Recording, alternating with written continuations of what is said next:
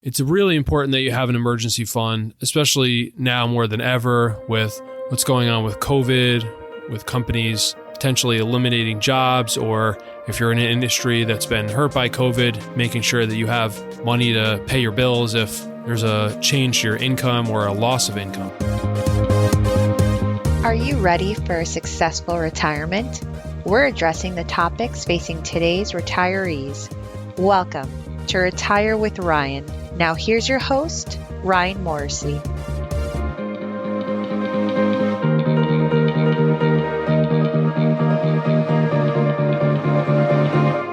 Welcome back. Last week, I wrapped up my retirement readiness review workshop where I get people ready for retirement.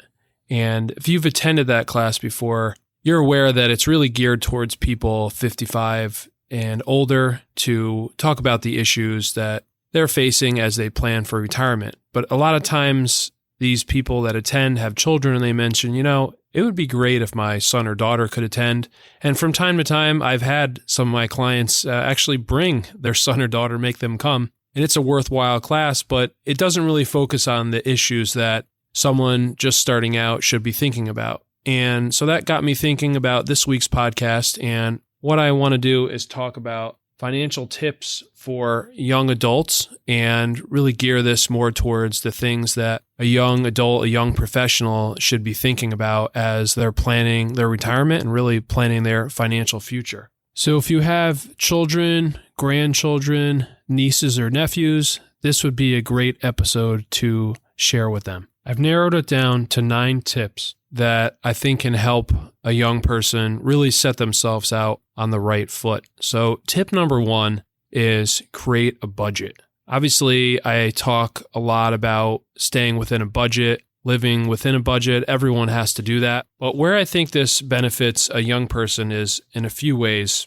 As you're starting out, you know how much you have coming in for income, and what you would then want to do is figure that out on either a monthly or biweekly basis and look at all your bills that you're paying over that time frame. So subtract those out. What are you paying for rent? What are you paying for car insurance? What are you paying for food? What are you paying for utilities? Any health insurance? And come up with first what your essential expenses are. And secondly, then you'd want to look at what your discretionary expenses are. What are you paying maybe for entertainment, for dining out, for any other hobbies that you have, and figure out what those numbers are. And also look at how any debts, credit card debt, what is the minimum payment on that? And I would count that as an essential expense and figure out what's left over at the end of the month. Hopefully there's something left over. So if there's not something left over, then you want to look at some of those discretionary expenses and see if there are things that you can eliminate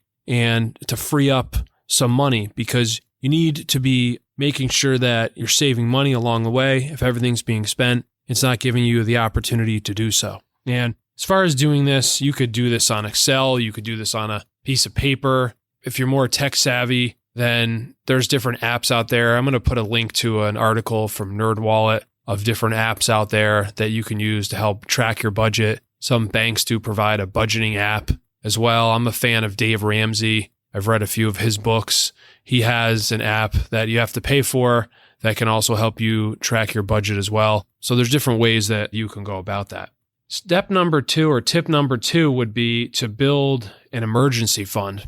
And it's really important that you have an emergency fund, especially now more than ever with what's going on with COVID, with companies potentially eliminating jobs, or if you're in an industry that's been hurt by COVID, making sure that you have money to pay your bills if there's a change to your income or a loss of income. So it's really up to you as far as how much you feel comfortable, but I would work towards getting at least a couple $1,000s saved up for an initial emergency fund, and then from there working to having at least 3 to 6 months of living expenses saved aside in an emergency fund. That way you have access to this money if you needed to, if your car breaks down or if you lose your income and you have to come up with money. Obviously, a credit card could also be used as an emergency fund, but the problem with credit cards is that usually the interest rates are really high on a credit card, so it's not a balance that you want to be keeping for a while. So I feel a lot better having you keeping that in some type of cash or savings. And as far as where you put that, there's a lot of online banks out there where you can set up what's known as a high yield savings account, where you can make more interest on them than you would traditional checking or savings account. So I would keep this money in an account like that where it's readily accessible. Now, unfortunately, as I'm recording this, interest rates have been low for a while, so you're not getting a whole lot of interest. If you could get maybe 0.5%, that's pretty good on a high yield savings account, but that's going to do better than it would for checking or, regular savings account.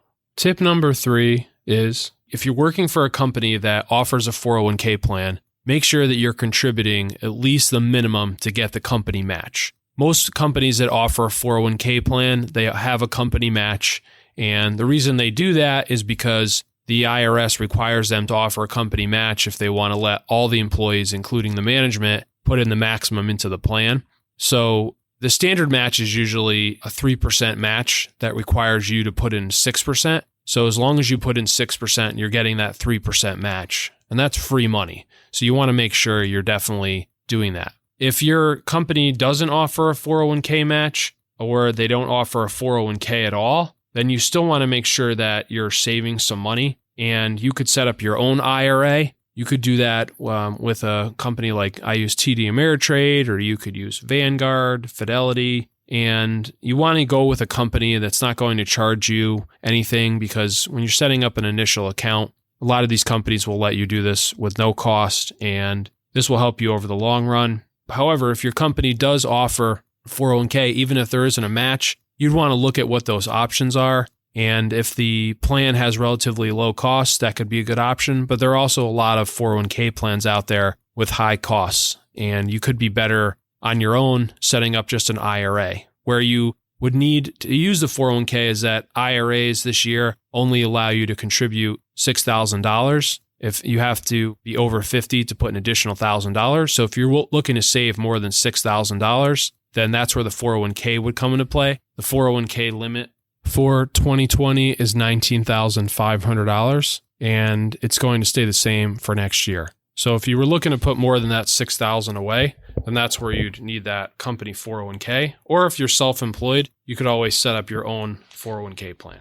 Another thing to think about is whether you want to put this money into a traditional 401k or a Roth 401k or a traditional IRA or a Roth IRA. Now, with a Roth 401k or IRA, you're paying tax now on the money, but when you withdraw the money later on, if our tax rates don't change, the money is tax-free to you. Whereas the traditional IRA or 401k, you're getting a tax deduction on the money that you put into the account. So that amount you don't pay tax on. But when you withdraw the money later on, it's taxable based on what your income taxes are for that tax year. If you're in a low tax bracket right now, if you're only paying taxes at 10 or 12%, you're probably better off putting the money into the Roth. And if you're in a higher bracket, 24 or higher, you might be better off taking the deduction. It's hard to know what tax rates will be in the future, but it is a good idea to have some money in Roth accounts. And when you're in a lower tax bracket, it's usually the best time to make those contributions and forgo the deduction.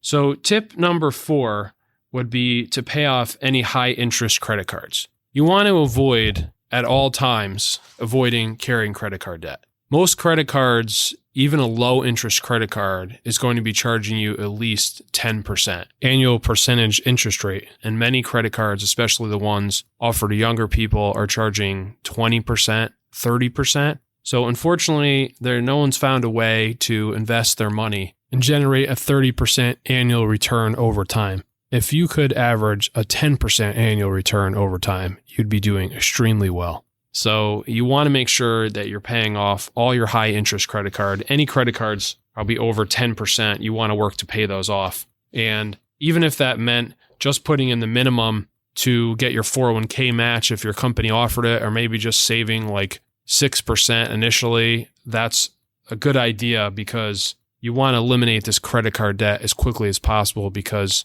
it's really eating away at your ability to build wealth and create wealth over time. And you can do that in a number of different ways. There's different strategies out there. There's one strategy where you pay off the highest interest rate first. This is known as the debt avalanche, while just paying the minimums on the other cards. And then once you pay off that highest rate, then you move on to the next. There's another option called the debt snowball, where you focus on paying off your smallest amount owed first, regardless of the interest rate, and just paying the minimums on the other cards. And then once you've paid that off, then you move up to the next highest. And then over time, you've paid off all your cards. You could also possibly consolidate your balances into one loan, a personal loan, or you could possibly get into some type of debt management plan by reaching out to a credit counseling agency. There's different strategies, but the bottom line is you want to get this eliminated as quickly as possible. But once you get rid of that credit card debt, some people recommend cutting up the cards. Definitely get them out of your sight. Maybe send them to your parents or give them to somebody who can hold on to them. Or you could cut them up and just not close the account. It's definitely a good idea to build credit and have a credit history. So don't close those accounts immediately after paying them off, especially if they're accounts you've had for a while. However, if it's too tempting to you to have those credit cards and you're not good about budgeting your money, then maybe you do want to just eliminate those cards for now. Tip number 5 is to pay off any private student loans that you might be carrying. Student loans come in one of two categories, either federally subsidized student loans or private loans, and usually the interest rates on private loans are much higher than the interest rates on federal loans. So you want to eliminate those, just like credit card debt, as quickly as possible. It also might be possible for you to get your federal loans paid off sooner than you initially expected. There's different federal programs out there where if you work for a certain employer, you could have your loans paid off sooner than possible. So I'll put a link in the show notes to what those programs are. Tip number 6 would be to contribute more towards your retirement savings or investment account. If you find that you've got more money left over once you are covering your essential and discretionary expenses and paying off your credit cards or student loans, then by all means, put more into your Roth account or a traditional account. It's a good idea to try to target at least a 10% savings rate when you're in your 20s and 30s. When you get into your 40s and 50s, you should be trying to save at least 15, if not 20% of your money. Now, there's obviously a benefit to starting and saving early, and this might not really compute with you as far as the real life effect, but I've put together in the show notes a link to 2 PDFs. One assumes that an investor saved $6,000 a year for 10 years, beginning at age 25. And the other investor is starting at age 35 and saving $6,000 a year until 65. And what you'll see is that the investor who starts at 25 and stops at 35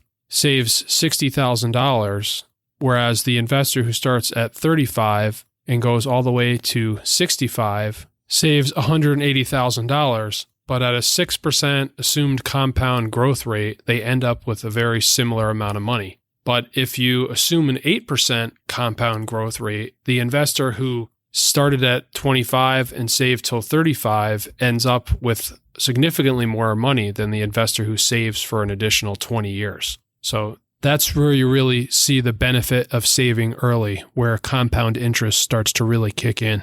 And another option as well, if you don't want all of it to be in your retirement account, would be to open a regular brokerage account and contribute to that account also. The benefit there is that money is a little more accessible because with all retirement accounts, you have to wait until you're 59 and a half to access that money. However, with Roth accounts, you could get to that money sooner than 59 and a half, but there could be some taxes or penalties that could apply. So by having another investment account outside of your Roth account, it can give you more accessible funds to maybe start a business or buy a house or for whatever purpose that might be, maybe retire sooner than 59 and a half. The key things with these investments are you want to minimize the turnover, use predominantly index funds that generate very little capital gains so that you keep more of your money. It's also a good idea to go back and listen to my podcast, the 5-step portfolio process, to get more investment insights. Tip number 7 is tackle any other debt that you might have, even if it's lower interest. And we talked earlier about getting credit cards paid off, but maybe you have other debt that's not as high as a credit card, other student loans, maybe 6 or 7% or higher. That's also still high interest debt, and you want to knock that off and have that paid off as soon as possible. another thing to think about is that if you have low interest debt, maybe at 2 or 3%, it's up to you as far as when you want to pay that off. You certainly could invest your money, and over time, you could do better than 2 or 3%. It might make sense to just pay that off as scheduled rather than rushing to pay that off. And this could apply to if you happen to have already bought a house and you have a low interest mortgage, you're probably better off paying that off as scheduled rather than making extra payments on that, because over time, you'll probably do better by investing your money in a stock portfolio of index funds, and you can make a higher interest rate than that, a higher return on your money over time. Tip number 8 would be to make sure you have the proper insurance in place, and that would be life insurance and disability insurance. Disability insurance would cover you in the event that you're no longer able to work, or if you have a specialized career, such as a doctor or a lawyer or certain other specialties. It would cover you if you weren't able to perform that specific job. And if you work for a company that offers group benefits, chances are they offer a group disability plan, and it could be either short-term or long-term. You definitely want to enroll in that plan. Usually the group plans are relatively inexpensive, and this would cover you in the event that something happens to you and you're no longer able to work. These plans will cover you usually up until age 65 if we're talking about the long-term plan. And that's extremely important because if you aren't able to earn an income, you're really in a bad position for life in general, especially retirement planning. So make sure that you sign up for that. If your company doesn't offer any type of either short or long-term disability plan, then you want to go out and buy your own plan. And you'd want to get that from an independent agent who doesn't have a axe to grind as far as recommending one company or another, is just going to work with you to get whatever plan is going to be the most cost effective for you, but is also going to make sure that it covers your needs and is going to be appropriate for you. The second type of insurance that you may want to pursue is some type of life insurance. As a younger person, if you're single, you might not be thinking about life insurance, but when you get into your mid to late 20s, it makes a lot of sense to think about buying a term insurance policy before health issues could creep up and could cost you more in premium over time. And you can buy what's called a term policy where that covers you over a certain period of time. And if you pass away during that time, then it would pay a benefit to you. You can generally buy a 30-year policy, and some companies even offer a 35-year term policy, which means that it covers you for that time frame and the premium stays the same. This is extremely important when you end up having a family. If you have children, you have a spouse who depends on you, then you definitely want to make sure that you have enough life insurance in place that if something were to happen to you and you were to pass away prematurely, that your family would still be able to cover their expenses. You can also check out my episode, Should You Keep Your Life Insurance in Retirement, to learn more about life insurance. And again, just like buying the disability insurance, you want to go through an independent agent who's not tied to one company and shop this so to get the policy that's going to be best for you, but also is going to have the lowest rate, and lock that in for 30 or 35 years term policy so that you have that premium and you have that policy for as long as you presumably need it. Tip number 9 would be to make sure that you have some basic estate plan set up for yourself. And you're just starting out in life, right? You're strong, probably very healthy. You're not thinking about death, but as they say, there's 2 things that are inevitable in life, unavoidable: death and taxes. And, you do need to think about that because you don't want to leave your estate in a mess where it makes things difficult for your family to settle your affairs. So a very easy thing to do is that for your retirement accounts, make sure that you name a beneficiary. If you don't have any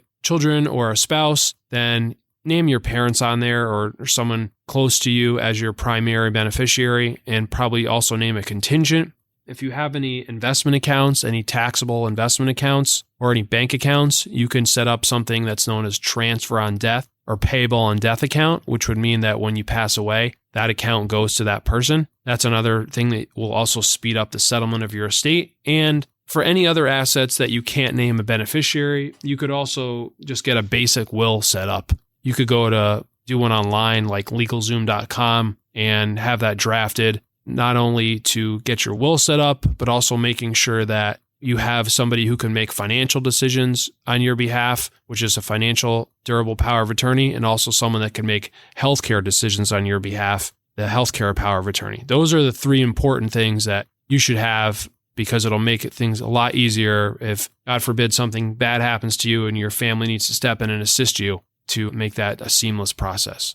So I hope you found these 9 tips for young adults helpful, and make sure that you take action on these. And if you need any additional help, I suggest working with a fee-only financial planner, and they'll be able to work with you on an hourly basis where you're paying them for their time, and they're not incentivized to sell you either investment products or insurance products that aren't appropriate for you. You can listen to other podcasts at retirewithryan.com, or you can go to morrisseywealthmanagement.com to learn more about the services that I provide. If you're enjoying this podcast, please don't forget to subscribe at Apple Podcast or your favorite podcast app. And if you could leave me a 5-star review, that would also be greatly appreciated. Thanks for tuning in, and I look forward to talking to you next Wednesday. Have a great week. Take care.